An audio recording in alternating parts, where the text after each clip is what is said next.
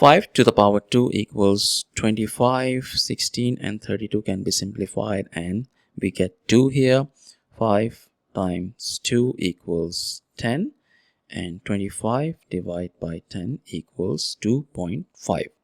But this answer is not right, because according to the order of operations we must solve parentheses, then exponents, then multiplication and division, and finally addition and subtraction.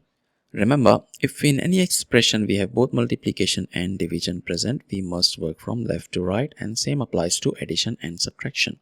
Now let's rewind and solve this problem the right way. If you notice, in this expression we have division operator present here, we also have a multiplication operator present here, but more importantly we have exponents involved here. And according to the rules, exponents have higher priority over division and multiplication, so we need to solve this part first. 5 to the power 2, that equals 25. Our expression simplifies to 25 divided by 5 over 16 times 32. Now we have two operators present here, division and multiplication, but in between we have a fraction present too. Now between multiplication and division they have equal level of priority, but we have to work from left to right, so we must solve this division first.